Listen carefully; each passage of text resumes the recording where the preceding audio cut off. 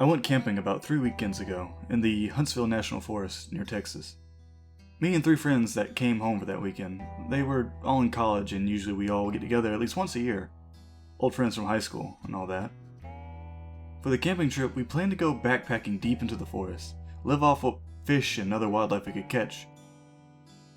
We've been doing this for a while in Texas and numerous places: Arizona, Colorado, if anyone is familiar with the Spanish Peaks there, New Mexico. So we're pretty much used to anything you could encounter out there. It was my turn to pick up where we went camping, so I chose Huntsville. More accurately, it's Huntsville/New Waverly, Anyway, so we drive up to the park in our car and get to the nice spot and start walking off into the forest. We had some laughs along the way, everyone catching up with each other's lives. We walked until it started to get dark and set up camp where we stopped. Everyone gathered wood to make fire and we set our tent up. And we do what we always do. Try to scare each other with weird stories. Around this time, we started to smell something very faint. It was noticeable, but not overbearing. We couldn't put our finger on it. We just couldn't find out what it was. So we just carried on. Mike had to go piss, and he walked off into the forest. A second later, he came running back, piss all down his jeans like he missed really bad. Immediately, we all crack up and throw some jokes at him, but then we noticed that he was white as snow and trying to catch his breath. He starts screaming for us to follow him and runs off. We all get serious and go follow him. Not knowing what the problem was, we started to hear a faint scream and crying in the distance, in the direction where we were running. It was pitch black away from the camp, and Mike had the only flashlight. We left ours back at camp, of course. But anyway, he had to go take a piss, so he only had one. So at this stage, we didn't have much of a choice but to follow the light. It was frantically pointing here and there in front of him. The scream gets closer to Mike, and he starts slowing down. We then noticed a ratty old cabin that looked like it was abandoned except for a faint light that we could see coming from one of the old mildew-covered windows. The crying was intense. Whoever it was couldn't breathe enough to let out a full yell. We followed Mike up the front door, and we could all hear the crying from inside. As soon as he knocked on the front door, it stopped. We all waited and heard really heavy footsteps walking fast to the door. There was a giant slam against the door and the sound of the bolt locking. Then nothing. We waited for a bit, knocked a few times, but still nothing happened. We walked around the house. There was no fucking way any of us were leaving each other's side. And we noticed a window, which was a good ways up, but anyway, Alex took a deep breath and asked us to give him a boost. So, we did. Me and Mike lifted him up to the window. We watched as he brushed away dirt and webs from the window and placed his face close to the window, trying to see anything, something at least. There was a quick beat, then suddenly he breathed in fast and let out a loud scream, then fell back from the window, screaming bloody murder the whole way. We all tried to calm him down, but he was hysterical. We went to him, but he just started to shake, punch, kick, cuss, you name it, and then he just took off towards camp.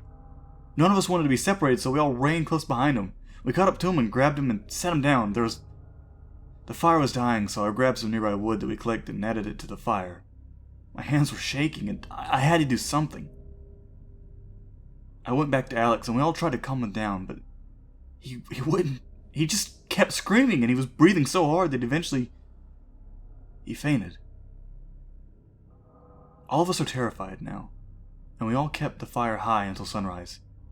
Periodically, Alex kept waking up, screaming just like before, but by sunrise he looked catatonic, just mumbling to himself and whimpering. Me and Mike decided to go look at the cabin now. It was daylight, but anyway, we searched where we thought it was, except there was nothing there. Nothing at all, and the indistinct smell from last night had grown into a very strong smell of something dead and stale. We headed back to the camping site. When we got there, we found Alex had chewed into the sides of his face and was swallowing so much blood that he was throwing up. John was at his back, and he looked like he was about to die from exhaustion. I guess we all looked that way. I didn't notice it until I saw his face. Alex said quietly that we need to leave, now. We all started to pack up the tent, and it started to rain really heavily. was about noon at this point, and the sky started to grow really dark. Alex started to go into a panic. He went and grabbed a large stick and yelled at us to leave it, and then he'd knock us out or drag us there himself. Mike started to yell at him, and then they started to fight. We broke it up, and we finished packing, and then we started to make our way back. After a little while, we arrived at a creek that we had crossed the previous day, only it flooded over. The water was moving too fast for us to cross. Alex started to scream again, yelling at Mike for taking his time packing up the tent when we could have gotten out of there. This went on for a while until we finally convinced Alex to calm down and tell us what happened. He said as soon as he put his face against the glass, a face was on the other side and did the same thing, and it started to smile really big. It had dark eyes and a dark mouth which was bigger than Alex's. As the smile got as large as it could, a giant shadow behind it swung something down and sliced its face off. The face was stuck to the window, and he said it started to laugh quietly as it slid down. Mike, still pissed off, and though he wouldn't admit it, beginning to get freaked out, started to argue with him again. We eventually started to follow the creek for a way to cross. When then we started to see toys floating in the creek. Really old toys. Old Barbie dolls and baby dolls. This wasn't like any old trash floating in the creek though. This was a lot of Barbies. A lot of baby dolls. One washed towards the side and Mike picked it up. It had some kind of voice chip that was dying and started to say some gurgling words that we couldn't understand, followed by a sad excuse for laughter. Then it sounded like it was whispering. We thought the batteries must be dying, and then he threw it down. We kept going and the sun was starting to set. Alex was freaking out more now and was whimpering and breathing heavily. We all started to see shadows moving behind trees, something we called BS on until we were all seeing it. It was barely light out and we had to stop. So we see the cabin was right in front of us. None of us knows what to do, what to think. Mike says, this is bullshit. I'm going there. Alex tries to stop him. We all do, but he just wanted to go home. We all just wanted to go home. Mike says to all of us to fuck off, do our own thing. He doesn't care anymore. This is all bullshit. We started to hear hundreds of the same sort of baby dolls as before, laughing, whispering, and trying to sing. We started to move forward past the cabin, all of us, and kept pushing forward. We smelled something dead in the air, something stale. The same something as before. We started to hear something dying, something crying, something screaming. We kept going. We eventually crossed the creek and left the woods. We get back to our vehicle and got in. By now it's pitch black and we drive. We are about to get on the 45 to Houston, but the road is under construction and it can't be accessed. It points to a detour. As we head towards the detour, it seems to be small, bumpy roads going into the woods. We then see a young girl come up to us. She looked like she was in trouble, young, pretty. She approaches the passenger side and looks like she's really drugged up or beaten up. Alex doesn't roll down the windows, nor does he open the door. She reaches for the handle and he immediately locks it. She puts her face on the window and starts to smile really, really big. And so we floor it. Alex starts to cry and scream and we all begin to breathe heavy. We finally cut and take a street that takes us up to the 45 and we take it the whole way. When we get back to my apartment, everyone doesn't know what to say and we all break apart and go our separate ways. Mike messages me later and he says he's going to go back. I try to convince him not to, and all he does is say it was our own mind screwing with us. I think he just wants to prove to himself he wasn't scared, but I can smell that stench everywhere now. I don't go out anymore. I just stay in, and I don't answer the door. Last week, everyone I met was acting really strange. People that I knew for a long time, and total strangers. My own dad, when I went to his place to eat supper with him, he just watched me strangely when I was sitting down.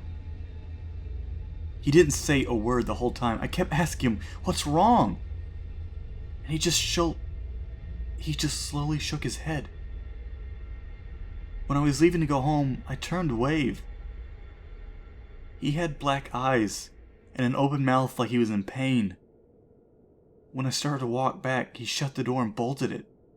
I stayed there knocking and knocking. Nothing. I called him, his phone was disconnected. I even called the police. Halfway through the questions they were asking me, the connection started to get faded and staticky. I could hear a faint mumbling, and then singing and laughing. Mike has completely vanished at this point. There is not even a record of him being alive. When I call Alex's house, they talk to me like I'm some sort of salesperson. They say they don't know any Alex and to please stop calling. The person who tells me that is Alex's mother. I can't get a hold of John. Someone knocked on my door. When I went to look, I saw a face completely covering the peephole, and a giant smile started to form. Sir, are you affected by any drugs at the moment? No. Are you coming home anytime soon? Excuse me? Come home. And then the phone call ended. My mail slot swings open every now and then. Someone's sliding in pieces of baby dolls through it. I try to call people now, and all I can hear is static and bad baby doll noises and this crying and screaming. My TV is busted, but when I go to piss, I can hear it on. I might be going insane. Whoever lives above me started to scream in pain and crying deeply recently. I hear giant footsteps from their apartment. I hear bangs and something falling to the ground. From the neighbors to the right of my apartment, I hear what sounds like a baby that never gets tended to. And then it sounds like a baby whose batteries... And then it sounds like a baby doll whose batteries are dying. My phone has been ringing now, and it's Alex telling me things in a language that I've never heard before, nor could even manage to repeat. I keep getting emails of pictures of black and small colorations. Now I can't even access my email. Someone knocks on the door, then they slam against it. I hear the bolts unlocking one by one, and I run to make sure they're all locked.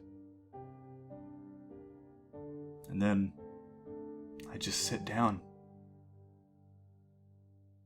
And I begin to cry.